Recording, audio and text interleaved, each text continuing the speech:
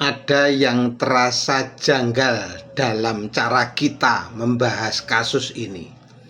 Ketika Komisi Pemberantasan Korupsi mulai mengulik motor program BGN, yang disorot justru apakah ini dirakit di Indonesia atau diimpor dari Cina. Sekilas penting, tapi kalau dipikir lebih dalam, itu bukan inti persoalannya.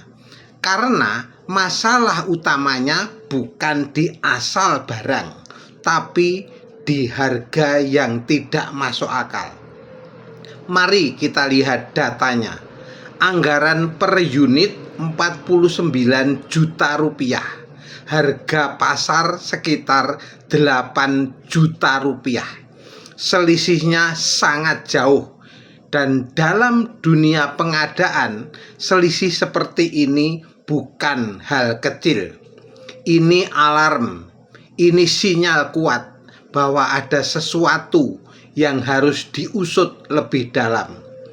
Tapi kalau fokusnya justru dialihkan ke isu lokal atau impor, maka yang terjadi adalah pengaburan. Seolah-olah kita diajak membahas kulit, bukan isi. Padahal dalam prinsip akuntabilitas, yang harus diuji adalah apakah anggaran itu rasional, apakah ada markup, apakah ada praktik yang merugikan negara. Kalau selisihnya cuma sedikit, mungkin masih bisa diperdebatkan. Tapi ini puluhan juta per unit.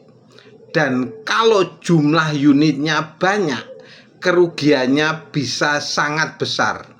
Disinilah publik berhak curiga, karena seringkali dalam kasus seperti ini yang diperbesar adalah hal kecil agar yang besar luput dari perhatian.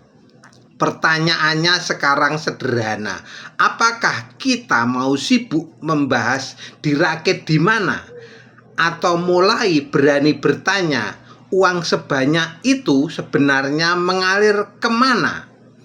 Karena disitulah letak persoalan yang sesungguhnya.